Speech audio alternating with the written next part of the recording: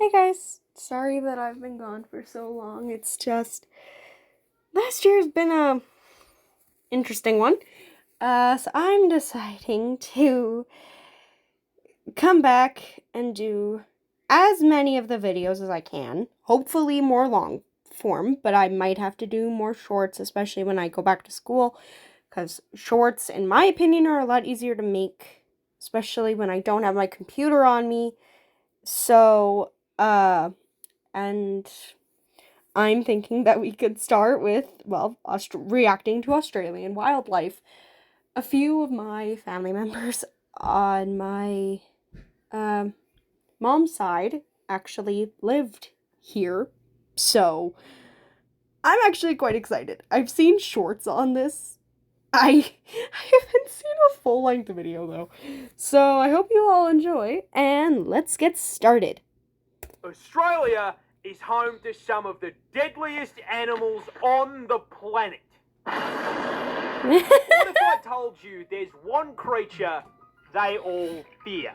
An invasive species, millions strong, wiping out native animals that we are locked in combat with to this very day. What kind of vile beast is capable of spreading such reckless hate? The answer is this fat fucking toad. But how did this war begin? Well, to answer your question, we're gonna have to go way back.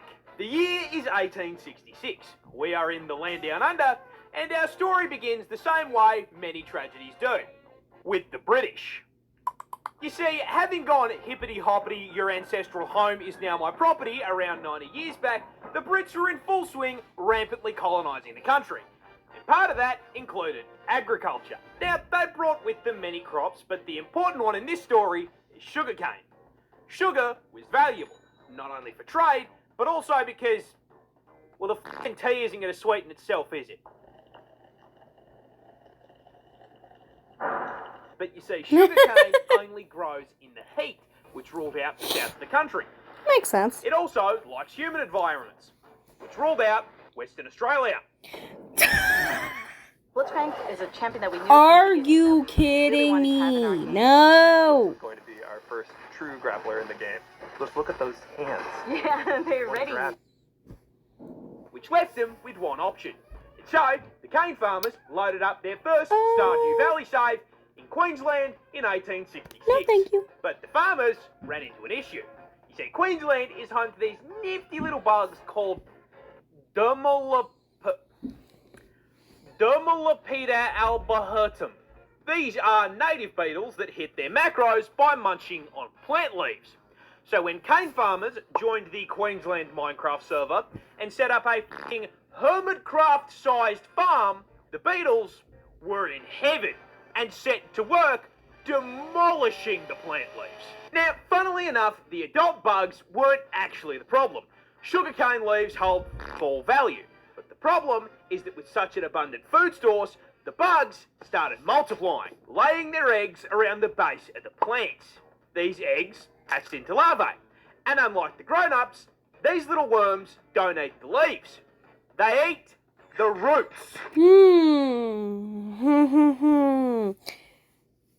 That's worse than the leaves, in my opinion, since obviously the plant gets messed up if the roots are tampered with, since the roots are the only way a plant can actually get water into the system. And so the sugarcane starts getting absolutely fucking spit roasted, and the farmers can do nothing but watch as sugarcane yield plummets through the floor along with their profits. This whole situation really pissed off the farmers, who banded together, went to the Australian government, and told them to fucking fix it. Sir, a horde of creatures is destroying the cane fields. And so the Queensland government founded the Bureau of Sugar Experimentation Stations, or the BSES, in 1900. This team of crack scientists then immediately set out trying to solve the very same issue every single Factorio player faces. This place is covered in bugs. They are breaking my shit. How do I violently slaughter the local wildlife in order to expand capitalism and my profit margins. The BSES pondered this question for 25 fucking years. They tried. So, the exact same time a life sentence is in Canada for criminals. Oh god.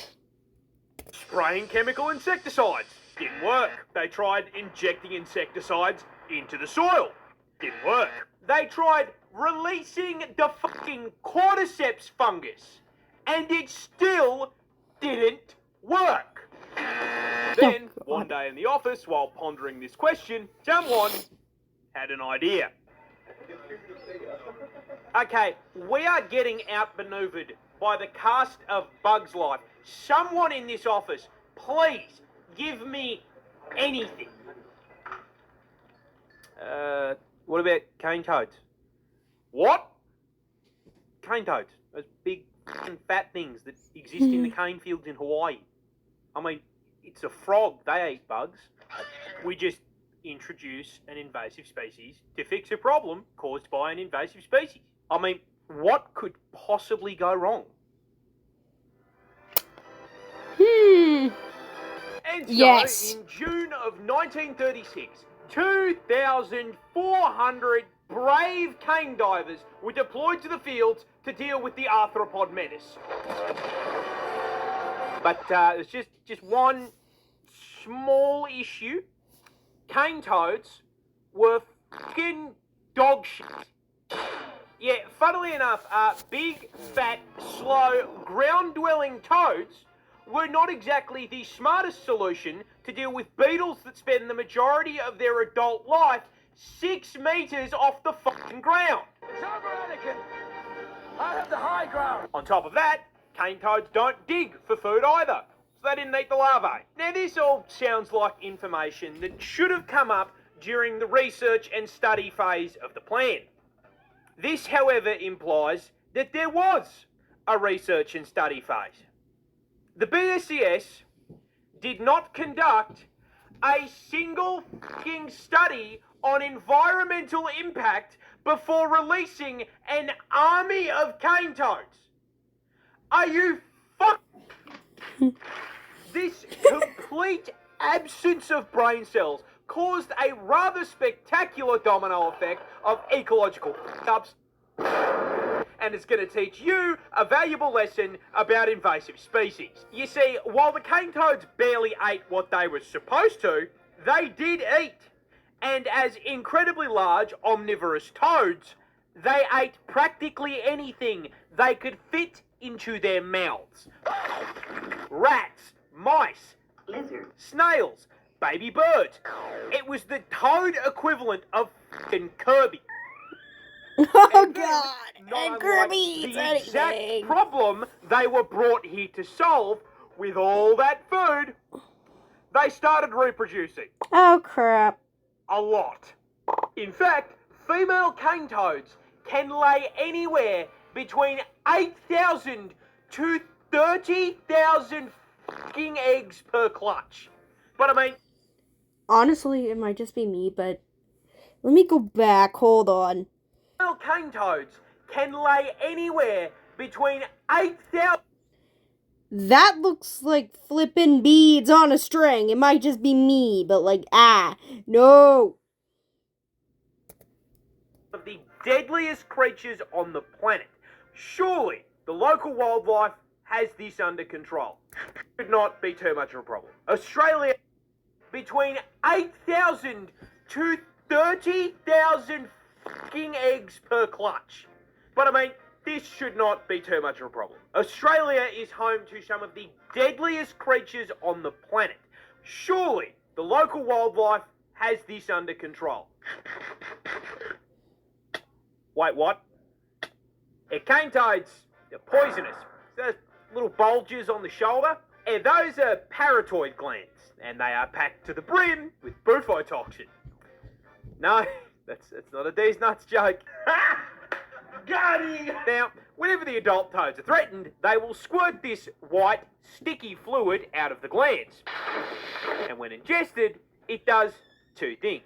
One, makes your trip absolute balls thanks to the hallucinogenic bufotenin. And 2, the other ingredient, bufogen, just straight up gives you a fucking heart attack. You are not gonna believe who I just saw inside my stable. Who? Wait, there's someone behind you. You don't have to watch this ad, you know?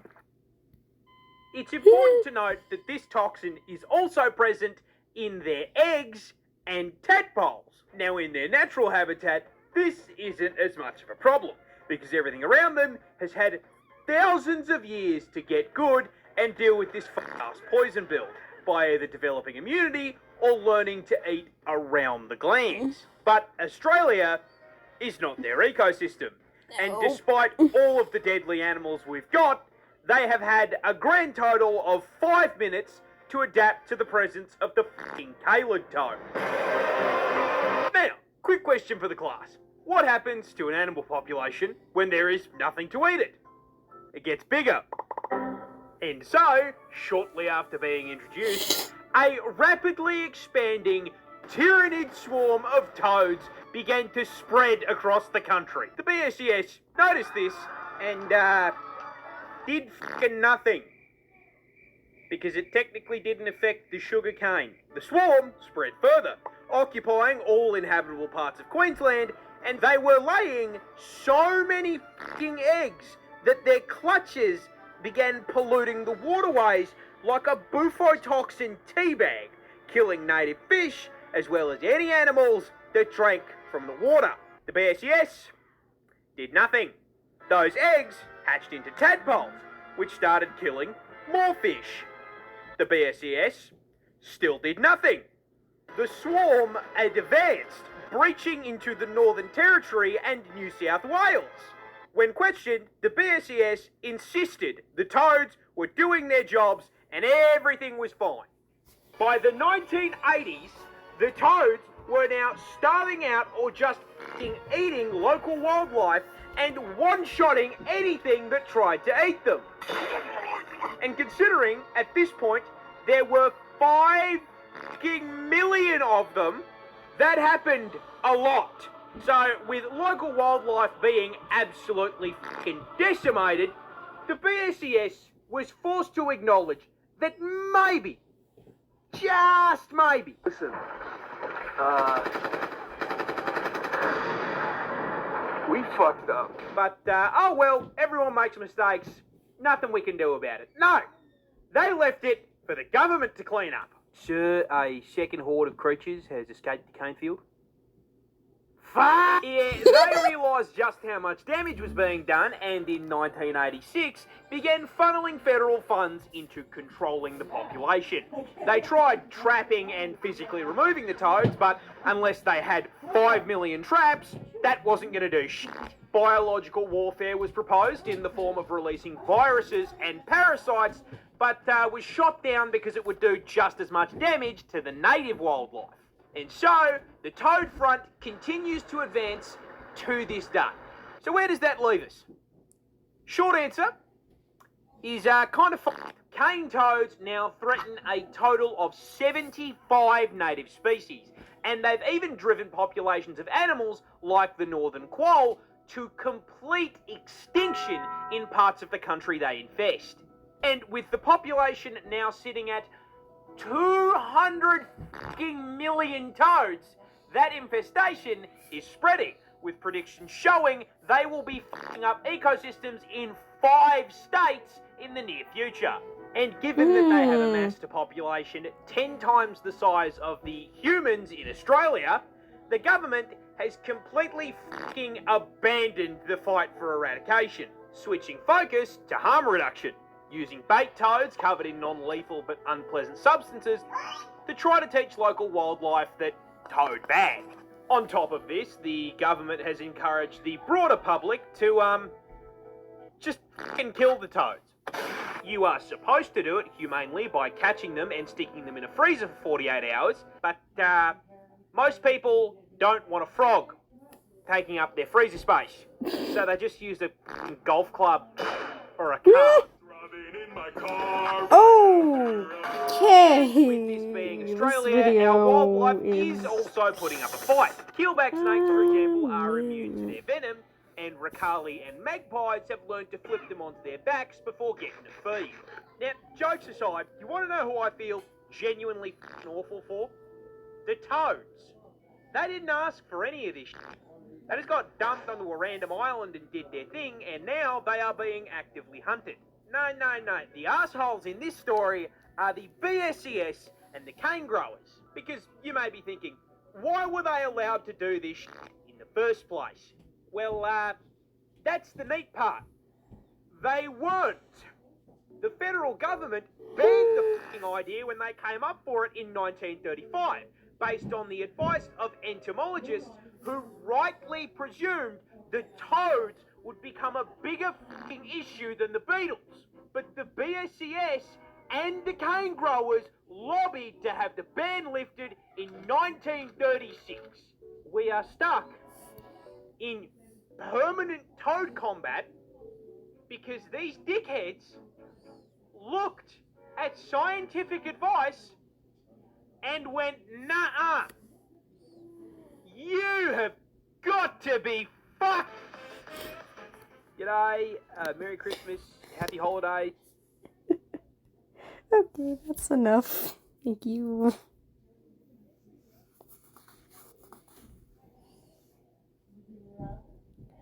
Stop recording.